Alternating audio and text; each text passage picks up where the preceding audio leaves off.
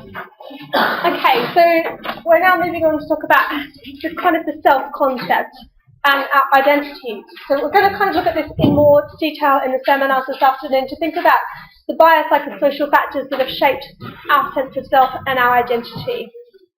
And we're going to start to kind of think about some psychological and some sociological theory as we do this. So, a question for you.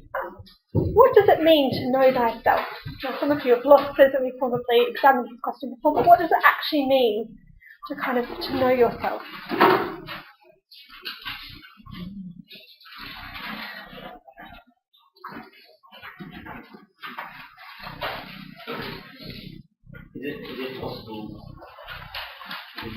Is it possible to know yourself? That's a good question. Philosophers will spend kind of entire modules kind of looking at this question. Because a lot of what we think we know is generally what people reflect back.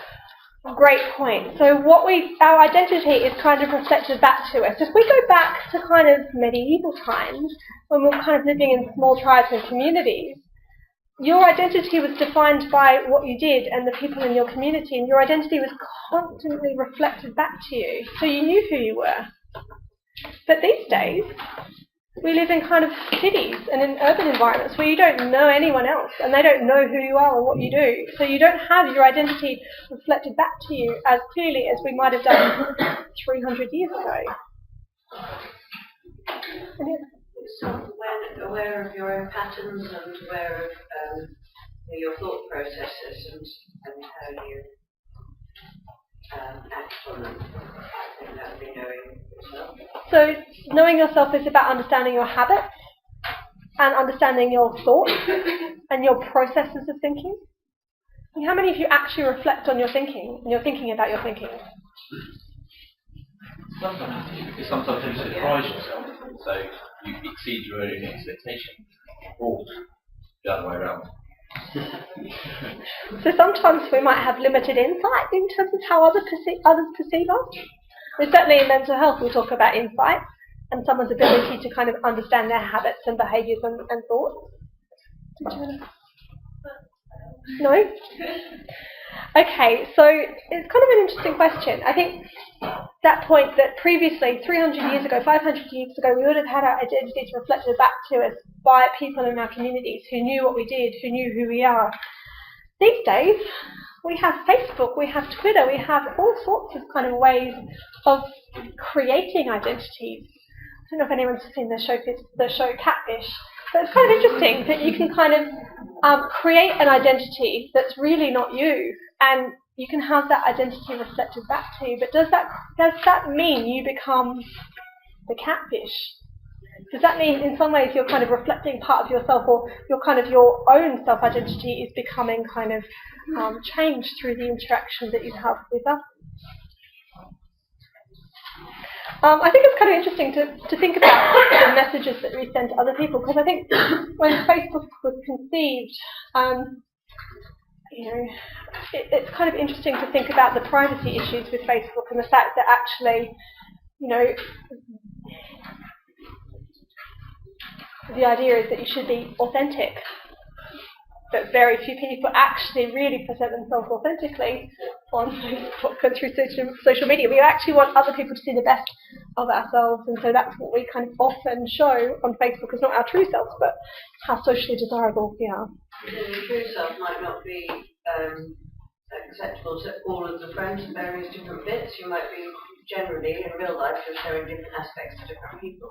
Whereas on that's a platform where you're showing hundreds of people the same thing, so it needs to be modified. It's an interesting thing. Like I have a Facebook profile, but I keep it very, very hidden because I don't necessarily want my students to see what I write on Facebook, because I have a professional role and a professional identity. It's very different to maybe who I am in my personal life, and it's kind of interesting to think, sometimes the interactions I have with students, some students think I'm really intimidating, but actually, it's kind of, I think that's kind of an interesting assumption that I'm kind of scary, and even some of my colleagues think I'm a bit scary. I think it's the red hair and the fact that I'm Australian, so I say what I think sometimes, which gets me into a lot of trouble. But it's kind of, it's interesting the fact that I don't have the same assumptions about myself that maybe other people do. And that's really interesting to think about identity and who we are. And even as a health professional, kind of what assumptions that we make about other people and how that might shape the maybe self-esteem, self-efficacy or identity of our patients or the people that we care for. It's interesting when you think about kind of identity. I put a link here to the Rouge test. You can watch this in your own time. This is kind of, I think Liesl might even show it to you again when she talks about cognition. This is a test that we do to children to find out when they become self-aware, if you like. So what the Rouge test is when you put rouge, like makeup, on a child's face and show them in the mirror. And if a child hasn't got the self-concept yet, in theory, then they won't necessarily, they'll kind of just see the image in the picture and they'll kind of want to touch the image. But if they're self-aware, they'll see, oh, that's my face. It's a way of kind of testing the fact that they see that mirror image as a reflection of themselves. Typically, children develop this between 18 months and 24 months of age. So it's kind of interesting to think about how that actually varies from child to child and from person to person. So how do we develop a sense of self?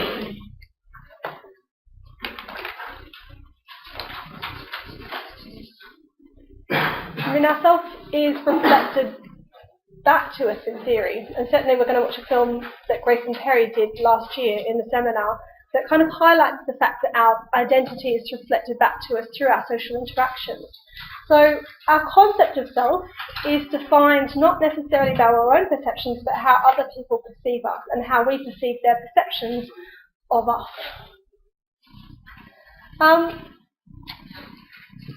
I guess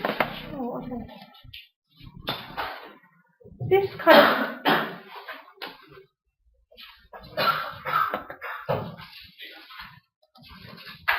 unlike Todd and Christopher, are likely to describe themselves in terms of physical characteristics, possessions, and behaviors.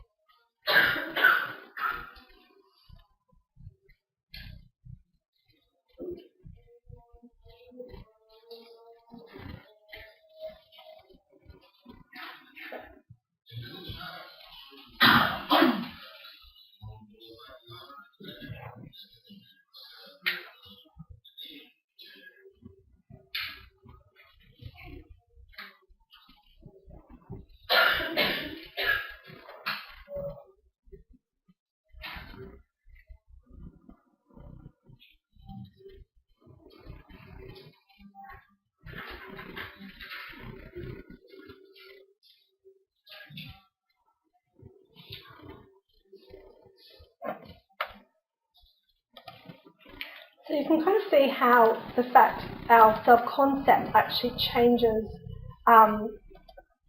as we kind of grow and develop. So children initially are quite concrete in terms of how they describe themselves, and they will describe themselves in categories, if you like, or in terms of the objects that they have even. So kind of William James talks about kind of the existential self and the categorical self. So you need the categorical self to be developed in order to develop, so you need the existential self, which is a kind of a self-concept like in the Rouge test, in order to develop a categorical self. So you need to see yourself as an I. Someone is separate to kind of your environment, if you like. You see yourself as a subject. Whereas the categorical self is me as an object, so I operate within my environment. So there are 4 components of the existential self. So an awareness of your own agency. In other words, you see yourself as a tool to kind of affect your environment. You see yourself as someone who's purposeful. You see yourself as unique, and you see yourself as having your own identity, or kind of the ability to reflect on yourself as a self, if you like. Whereas the categorical self develops as children play and develop, and kids, you see themselves develop themselves into categories. So you could see the boy saying, I am a boy, and you could see that the children later on saying, I belong to this group.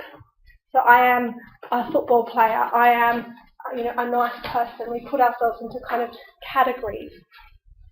And this is kind of interesting, because I guess those categories are socially, culturally defined. They're defined often by the occupations that we undertake, and they require a degree of kind of object permanence. In other words, we need to see ourselves as kind of someone who has the ability to change in our environment. We see ourselves as kind of a thing in our environment. I guess,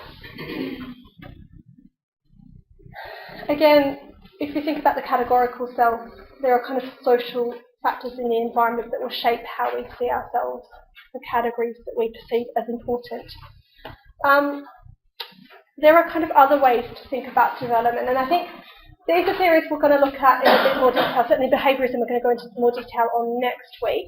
But you can kind of see some of the assumptions that we've already talked about in terms of understanding human development. So from a behavioural perspective of development, we see the first assumption is the mind is a blank box, or the mind is a black box, and we are born as a tabula rasa, or we are born as a blank slate. So we can see here kind of John Locke's empiricism assumptions that we are born out, the environment actually shapes who we are and how we become. What they mean by the mind as a black box is that they assume that our sense of self is defined by our behaviours and things that can be observed by other people. You can't understand someone's emotions or their thoughts and belief systems, so therefore from a behavioural perspective they're a waste of time. There's no point studying kind of emotions because they can't be empirically measured. So the behavioural perspective does take a positive view where you only kind of measure things in science that you can observe and test through observation. The other assumptions are that there's no such thing as free will, which is an interesting assumption. You are your behaviours because you have been conditioned by your environment to become and to have those behaviours. So because you've been reinforced by your parents, by your school teachers, because you've been reinforced by kind of the feedback that you get when you interact with the environment, that has shaped who you've become. They also assume that all behaviour is learned because as you're born as a blank slate, the environment that shapes you, and you learn as a result of environmental conditioning and reinforcement. So I've put some films up on the VLE where you can kind of watch. There's a film called The Mind, a series called The Mind with Michael Mosley, and he talks about kind of Skinner's experiments, which we'll talk about next week, but you can kind of watch a short clip of Pavlov and Skinner to understand kind of a bit more detail about what's meant by behaviourism. I guess C. Wright Mills we've already talked about. This is another way of saying the same thing as your models of practice and the same thing as Bronfenbrenner. That you are shaped by the environment, you are shaped by your social system. So individuals are shaped by the society that they live in, and we shape the society as well through our interactions, our social interactions. C. Wright Mills says that personal problems are actually often public problems, but because we don't often have a sociological imagination, or it's very difficult to develop a sociological imagination, we often see kind of problems as personal problems. So if I lose my job, for example, or if I break my leg, or if I have health problems, I assume that that's because me, it's my fault, or because I have these circumstances, and poor me. Whereas C. Wright Mills says, actually, we need to think about the broader sociological influences. So if I hurt my leg, then maybe I need to think about what I was doing. I need to think about the environment that I was in. If I'm a minor, for example, and I hurt myself at work, for example, maybe it's not me that was in trouble or at fault. Maybe it was the mine or the environment that was unsafe. If I think about losing my job, maybe it's the broader economy, the economic factors, the political, the social factors that actually shape what happens to me and how I develop and grow. So in order to develop a sociological imagination, we have to think about the environmental influences, those macro, exo, and we need to think about the meso, macro, exo, and macro factors that actually shape our sense of self and our development. We also need to think about the chronosystem, like in Bronfenbrenner's theory. We have to think about where we are in the history of time, because time has a big role to play in terms of our experiences. So like you said, your grandparents had a different experience of development. They probably didn't experience university, whereas university is a norm for you. So time has changed the norms and expectations that are placed upon you. There are other theories of sociology that influence our concept of self. So the concept of self from a behavioural perspective is we are our behaviours, and we are who we are because our environment has shaped us, because we've been reinforced in a particular way. C. Wright Mills, though, would say that actually we are conditioned again by our environment. Our environment has shaped who we have become, but actually we've probably shaped our environment to some extent. So when we were infants, if we cried a lot, then our parents were probably tired all the time, which may have influenced their availability to us emotionally. So we have a role to play in that as well. In terms of Bronfenbrenner, he's saying the same thing really as C. Wright Mills, that the environment is important in shaping your sense of self, and there's a bi-directional relationship between the individual and the environment. There are some other theories that I'm going to touch on because I think Goffman in particular is relevant for this afternoon's seminar. So Erving Goffman is a sociologist, and he thought that our social interaction occurs by certain kind of rules of engagement. So he thinks that we kind of adapt a social role, and that social role needs to be recognised by other people in order for communication to run smoothly. So for example, for me to adapt or adopt the role of lecturer, that has to be kind of agreed upon by you, otherwise we get pretty confused about who's talking and kind of our roles, how we should behave.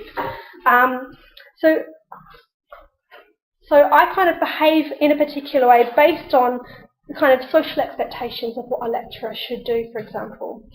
So he also talks about this concept of social integration. Again, that people need to claim a social role, but that role needs to be kind of accepted by other people for that communication to run smoothly.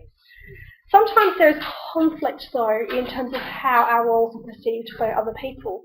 So this is really interesting. As an occupational therapist, I have a sense of what my role is, but whether my role is understood by other people in my team might affect kind of how other people should expect me to behave.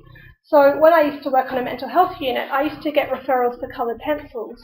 I used to get referrals because patients were bored, because it kind of told me that the members of the team didn't really understand my role and what I was there to do.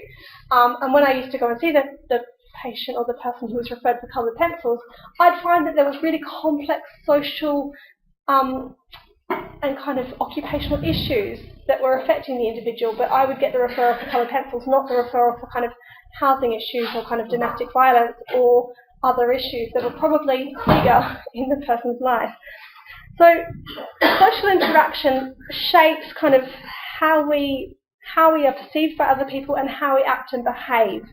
So he thought that people kind of take on a certain role performance, and as I said, that needs to be interpreted by other people. So for example, if for me to perform really well and to do my job really effectively, it would help if other people understood my role. But that is kind of easier said than done in some circumstances, and this is interesting. I think if you're a physical OT, it's really easy to kind of see that you're doing your job effectively because you can kind of physically see the things that you do. So you can measure someone up for a grab rail or prescribe a piece of equipment, and that, you know what you're doing, and the person who's receiving that equipment knows that you're an OT, they know that you're skilled to provide that level of training and support, and so they think, oh, well, good job.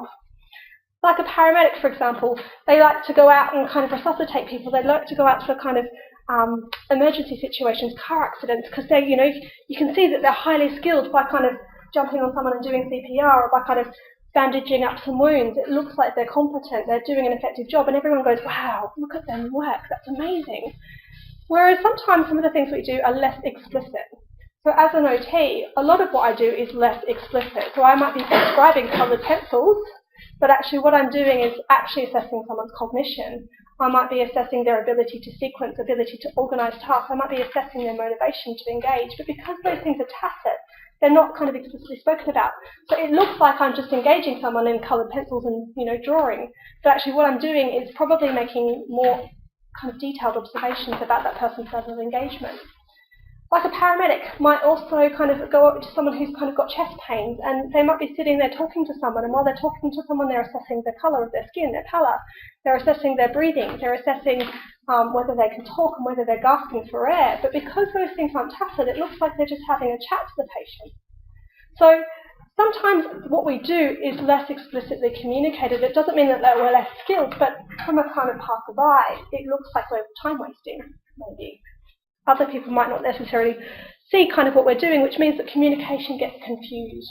Other people don't understand what we're doing, and our roles aren't quite clear. So it's important that when you communicate with a patient or person for the first time, that you explain your role, you explain what you're there to do. Otherwise, communication gets confused. People don't quite understand why you're asking strange questions, for example. Goffman also thought that we can either be kind of cynical or sincere in our role performance. And this is really interesting when we think about kind of healthcare, because, when I used to go and see my doctor a long time ago, I think doctors thought that you went to the doctor to get a prescription. And so if I had a chest infection, it might have been a viral chest infection, the doctor still would have given me antibiotics kind of 10 years ago, because doctors expected that their job was to prescribe kind of antibiotics, even though they knew that actually antibiotics weren't going to do very much for a viral infection. They kind of played their role, kind of, you might say, cynically, because they expected their patients to want something from them, and so they gave them something that wasn't necessarily going to work. OTs do this too. You might go out and assess someone and think, oh, they're fine, they're completely independent, but because that person wants that piece of equipment or wants something, you might try and do what you can to help them, and you might therefore be kind of playing an insincere role, if you like, or a cynical role, where you're performing your role according to someone else's expectations of how you should be performing, despite the fact that what you're doing isn't going to make any difference. Well, this is interesting because sometimes we might be socialised over time to believing in that expectation of our role. So, for example, when I worked in mental health, I was the only allied health professional on the team for a period of time, which meant that I got sucked into things that probably weren't my role. So I got sucked into assessing people for housing. And yes, that is my role to assess their capacity to function in a particular type of housing, but then I had to organise their housing, which is probably something that social workers probably had more expertise and experience with. But because there was no one there, and doctors and nurses were saying, we need to discharge this patient quickly, then it's easy to kind of adapt roles that aren't part of your role, but are part of the system requirements, part of other people's expectations. So it's easy to kind of get sucked into insincere role performance or things that aren't necessarily your job, your role. Over time, I might be socialised into performing that and into believing that that is actually part of my role performance. So you might be socialised into believing in your role over time. So as a student, you might be really cynical about kind of evidence-based practice and just think there's no point in reading about research because research just drives research evidence, for example. But as you're assessed on your ability to critique research, you start to realise that actually this is pretty important. And over time, you start to actually believe that this is a requirement of being an occupational therapist. And so therefore, you start to believe in evidence-based practice and evidence-based healthcare, and you start to conform to those social norms and expectations and play your role sincerely. So it's kind of interesting that Goffman highlighted that sometimes we play our roles just because other people expect us to play them.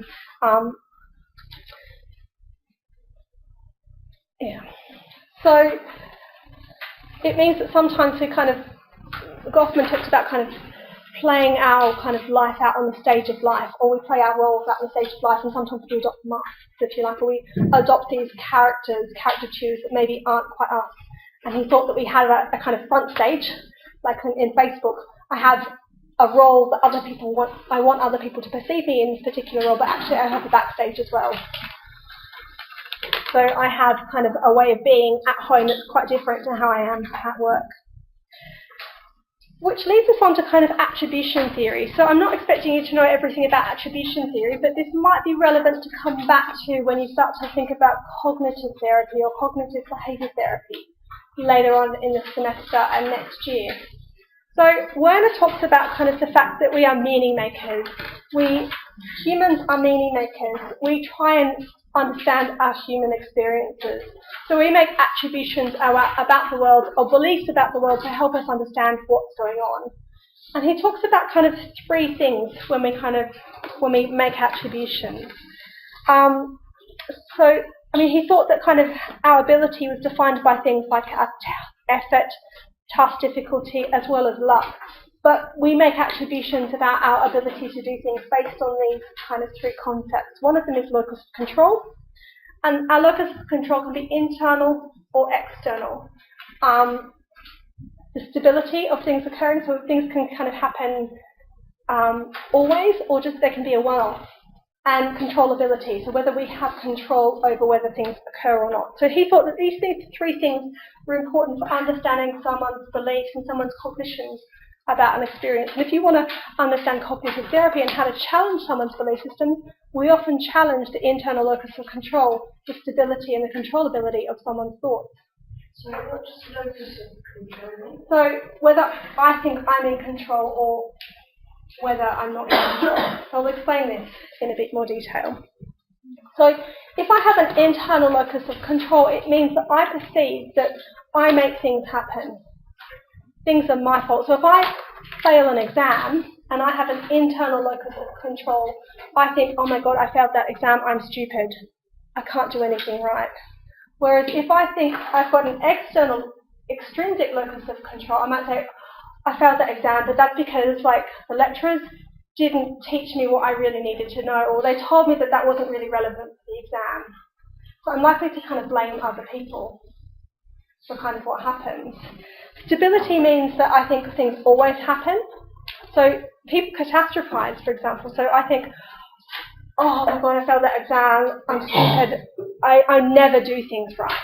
As opposed to, I failed that exam, oops, I better study harder next time, because that was just a once-off. And controllability, whether actually I was in control of that situation or not, whether this was kind of just luck or just the circumstances that kind of got in the way. So there are kind of theories that are based on this. So cognitive theory, and certainly kind of Seligman's theory of learned optimism, is based on attribution theory. So he thinks that if you're an optimist, it helps you to do certain things. So if you're an optimist, you're probably better at being a healthcare professional than a pessimist, because you want to see someone's kind of hopes and strengths. You want to focus on the future and think about actually supporting someone to be the best they can be, and you've got hope that they can grow and develop in the future. Whereas you don't want your kind of, if you're making, if you want to invest some money, or if you're kind of in a situation where you need a criminal lawyer, you don't want a criminal lawyer to be an optimist, you want them to be a pessimist. You don't want them to think, oh, don't worry, you'll get off. You want them to think, oh my God, what's the worst that can happen? Let's analyse that, factor in that in terms of our contingency plans. And likewise, if you're investing money, you don't want your banker to be an optimist and think, oh, that's okay, we'll win some money. You want them to be kind of anxious and paranoid about the money that they're investing. So some occupations, according to Seligman, are better suited to kind of optimists, and as a health professional, you're better off being an optimist than a pessimist. He thought that pessimists are more at risk of kind of depression and anxiety problems because of the nature of their thinking. So he kind of looked at optimists or pessimists, and he looked at the attributions that people make, and he thought that these three things are relevant. So personalisation, permanence, and pervasiveness. So I don't know why that. I can't shrink that, unfortunately. So personalisation is kind of like locus of control here. So if good things happen to me, I personalise those good things, and I think I make good things happen. I have an intrinsic locus of control for good things happening. So when I pass an exam, I think I'm intelligent. When optimists will also kind of depersonalise bad events. So when I fail the exam, I think, oh, that was Kelly's fault for setting a really difficult exam, or for not telling us what we needed to study. So optimists tend to kind of personalise good events and depersonalise negative events or bad events. Optimists also think that when good things happen, they always happen. They have a sense of permanence, which is like a stability issue in learner's theory. So, for example, when good things happen to me, when I pass the exam, I'm intelligent because I personalise that, but I'm always intelligent. I always pass things. I always do well. Whereas if I fail the exam and I'm an optimist, it was just a one-off. I just made a mistake. I stuffed up that once. Whereas if I'm a pessimist, I'm stupid. I always do stupid things. So I make those bad things permanent and pervasive, as in they affect all parts of all domains of my life. So when I'm an optimist and good things happen, or I pass the exam, I'm intelligent. I usually do well. I do well at everything. Whereas if I'm a pessimist and I fail the exam, oh my God, I failed the exam. I'm stupid. I can never do anything right. Everything in my life is bad. Does that make sense? So we kind of put our attributions into categories which affect maybe how we engage with the world and also how we perceive ourselves. So if I'm an optimist, I'm likely to kind of see myself as kind of someone who's able, whereas if I'm a pessimist, I'm always going to be looking out for the risks in the situation. I'm always going to be looking out for the bad things that happen. For example, I train myself through my attributions to kind of filter certain information and pay attention to certain information. Marx we've already talked about, but I think this is important for understanding our concept of occupation. So Marx said that occupation defines who we are. He said what we do defines who we are, that our occupations define us. He thought that capitalism, our social system, causes a misalignment between what we do and the output. So there's a misalignment between the product and the work that we do. So as a lecturer, I get paid to turn up and to teach you. And if I didn't get paid, I probably, as much as I love teaching you, I probably wouldn't be here. So there's a kind of a misalignment between what I do and what I love to do and the fact that I'm paid to do something. And that's kind of interesting, I think, because in previous lives, I mean, we've always kind of been paid in some ways, but before kind of the concept of money, you would have kind of been the blacksmith, or you would have been the seamonger, or you would have been the farmer in your community, and you would have just produced and then bartered. So what you produced, you were an owner of that, and you would have just traded, for example, and that would have shaped your sense of identity. But Marx was saying that actually we have a sense of alienation these days because we don't own kind of the output. We often are working for somebody else, and that causes a degree of alienation in terms of our identity. And that alienation is perpetuated by what he calls a class consciousness. So the fact that in OT we try and get people back into work, we try and get people to participate, to conform to society's expectations and norms. Is that always appropriate?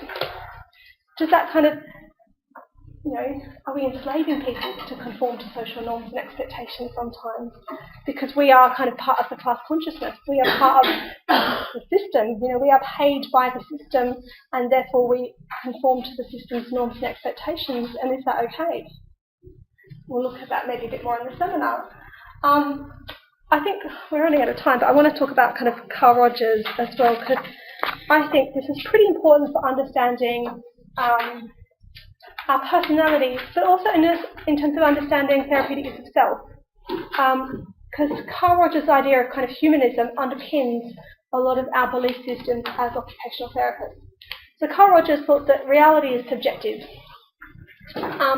which means that you can never really walk in somebody else's shoes. So when you think about empathy in therapeutic use of self, you can never really understand what someone else is going through because they're an individual their subjective experience of the world is what matters to them, and you won't understand that subjective experience because you're not in that person's shoes. He thought that kind of the self develops through a socialization process where we kind of interact with other people. So he thought that we are born with an inherent drive for motivation. We're an inherent drive to be the best that we can be, but sometimes the environment kind of shapes us. So sometimes the environment gets us in the way because we have an inherent need for approval and for kind of social kind of acceptance from other people. So as our parents kind of reinforce us, that our behaviour becomes kind of rewarded based on our parents' expectations about what we should or should not be doing. And the same in schools. You get kind of reinforced for good behaviour in schools, which might actually shape kind of your identity. You think about what's actually important, the values that you were told. So you kind of start to adopt your behaviours and your belief systems according to what gets reinforced by other people, rather than what's inside of you. So he thought we all have this inherent need for positive regard or social validation, and that might actually cause us to kind of seek approval from others rather than approval from yourself. And there's this kind of reciprocal relationship between our own self-concept and the way others perceive us. So again, if other people see us as bad or evil or deviant, then that might affect our own sense of identity and self. If we're always getting in trouble with the law, for example, you start to see yourself as a lawbreaker, as someone who's incompetent, as someone who's not able. So you start to kind of act in a way that's kind of based on what's rewarded or reinforced by other people. So you start to seek out conditional regard because you don't have unconditional positive regard. So he thought that the cure for people's kind of issues was unconditional positive regard. So I guess what Rogers is saying is that if you are constantly seeking out approval from other people, then you never learn to validate yourself. And he thought this was maybe kind of the cause of some causes of depression and anxiety. That actually people learn to try and please other people, so they give up their own internal values, for example, and start to do things not because they please themselves, but because they approve other people. And this is kind of what leads to some cognitive distortions, you might say. We'll look at kind of cognitive theorists later on in the module, but you have people like kind of Aaron Beck and Albert Ellis. I mean, Albert Ellis talks about kind of masturbation, the fact that we must do this, and we kind of actually drive ourselves mad thinking about the things that we must and should do, rather than things that we actually choose or want to do. And this causes kind of neurotic distress, if you like. So Rogers thought that we all have the capacity to be the best that we can be, but we need unconditional positive regard to do that. And he thought that, therefore, it's really important to understand someone's volition. So it's important to understand what someone values. It's important to understand their interests. Also, though, we have to understand someone's personal causation. If you're using MOHO, we have to understand someone's belief systems. They validate themselves. They're confident in themselves that they can kind of actually enact those values or live by those values in terms of their habits. Because if they do, then they probably have occupational balance. But if they don't, they're at risk of developing mental health issues like anxiety and depression. So therefore we need to have empathy and unconditional positive regard, which means that we value our patients or service users as individuals rather than focusing on their condition. So I guess our models of practice, again, are kind of using these theories. They're assuming that a person is shaped by their environment. And therefore, as OTs, we are part of that environment. We are part of the environment that might shape that person's sense of self. We are part of the environment that might make someone anxious or depressed, for example, by the beliefs that we hold of that person. We are also part of the environment that gives people certain occupations or opportunities to develop or challenge their skills. The same thing with MOHO. We believe that people are ultimately motivated to be the best that they can be, but sometimes the environment gets in the way. Sometimes the environment places upon the person certain values or certain kind of behavioural expectations that say, in order to kind of get out of hospital, you have to be well, you have to conform to our norms and expectations, you have to be a good patient, whatever that means. Which makes us think about kind of the roles and labels that we give our service users. I mean, do you talk about patients as patients or consumers or clients or service users? what are the connotations of those words? I mean, patience means that. What does patience mean? You expect your patients to be patient. Expect them to be kind of wanting and kind of waiting for the instructions that you give them. They have to be patient. Do we talk about service users? I mean, sometimes I've been in ward rounds and I've heard doctors or kind of other health professionals talk about the schizophrenics. Or you talk about the individual as a schizophrenic. Certainly, I've had even students who've been trained here out of a couple of years, or a couple of months out of practice. They'll say, "Oh yeah, I'm working with CVAs. I'm working with people. I'm working with strokes. I'm working with orthopedics." You categorise people based on their disability rather than kind of based on who they are as an individual, and that creates issues when you depersonalise individuals. So, I've heard clients with kind of problems with their cardiovascular system described as vascular paths. I've used that language myself. Is that acceptable? Is that okay to see someone as a deficit, as a problem? And what happens when you do that? What happens when you label people as geriatrics? What happens when you label people as frail? What are the expectations? If you think about the young ones, if you think about the language that we use to describe older people, the expectations, the norms we have, is that helpful or unhelpful? Does that stop people from participating? There are also kind of cultural variations. So you can kind of look up here, there's a link here that takes you to medical slang. And some of that slang is quite kind of inappropriate. So when I was a student, I used to hear about FLK, funny looking kids. So children, obstetricians who were delivering babies would kind of write in the notes FLK, which meant funny looking kid. And you will see these kind of things written in people's medical notes. If you're from Norfolk, you'll see the words N for N, which means normal for Norfolk. And, it's a derogatory term, but actually it's used as an endearing term. My partner's family are from Norfolk, and I said this to them at the last social gathering, and they thought it was hilarious.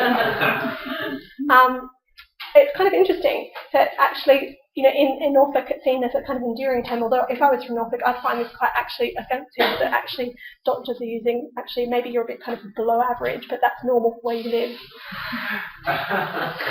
And there's a few kind of links where you can kind of go back and learn about the concept of medicalisation that we touched on last week, where we think about kind of medicine as control.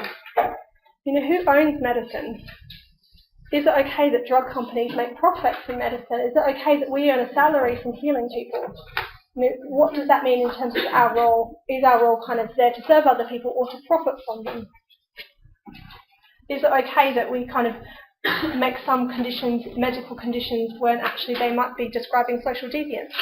So, for example, gender identity disorder was previously in the last Diagnostic and Statistical Manual as a mental health problem, whereas today, only a couple of years after the last edition was published, now we see kind of gender identity disorder as a degree of social deviance. If you have confusion about your identity, that's normal, because we expect that certain people in the population will be confused about their identity, their gender identity, but only if that causes distress do you have a mental health problem. So, as you go into the seminar, you might kind of reflect on what does it mean to use yourself therapeutically then? You might consider your attitudes, your beliefs that you have about your patients, your service users, clients, whatever you want to call them. What are the beliefs that you think you should have about them? What are the attitudes that you have, and how do those attributions shape your interactions that you might have? Do you have any stereotypes? Do you have any perceptions that are based on kind of social norms and expectations, but those are kind of maybe stereotypes rather than real? And you might also think about how your attitudes and beliefs have been influenced. So how do you then kind of develop your physiological imagination to see your clients in the context of your interactions and in the context of... So there are some other theories that we haven't touched on that are kind of relevant, that say the same thing. You can kind of look at these in your own time. So Corley's Looking Glass Self really says that our self is kind of reflected through other people. Tajfel talks about in-groups and out-groups, and kind of how we form kind of groups and how we see ourselves, because as humans we are social beings, and so our self-esteem, our identity is defined by the groups that we create, and we create kind of a sense of identity. So as OTs, we have a language that we all use that differentiates us from nurses and doctors, and that creates in-groups and out-groups that can sometimes be helpful, but also unhelpful. Wolfensberger talks about social role valorization, which is about how we kind of categorize people and put people into certain roles. So, for example, Wolfensberger would talk about the sick role or the child role. So someone with a learning disability, we put them into the child role. We kind of treat them like infants throughout their kind of life course, rather than kind of thinking about them as an individual. Wolfensberger also talks about things like the fact that we put people in institutions. We kind of move them from one institution to the next, for example, and that has implications for how that person sees themselves, how stable an identity you have when you maybe need care, and you've been in foster care, for example, you've been moved from foster carer to foster carer to foster carer, and then as an adult you get moved from different mental health services, and you have different care coordinators. What does that do to your sense of yourself and your sense of your relationships? And what does that do to your sense of your attachments and your behaviours that you might have? So it's kind of interesting to reflect back on these if you ever have a mental health placement, for example, where you work with people with complex needs, with personality disorders. I think that Wolfensberger is an interesting theory to come back to. And Parsons' sick role, which we'll talk about in a bit more detail. I think in the seminar, when we talk about how people are socialised to being in the sick role, and what does that look like? Is it okay to put people in the sick role? Is it okay to have your HR department sign you off and have a medical profession sign you off as being sick because that validates the sick role? But what happens when you have an invisible illness like a mental health condition that doesn't necessarily get cured? Is it okay to be sick in the sick role permanently? Or maybe our perceptions of what it means to be sick have changed as we kind of start to live longer and start to have more chronic diseases.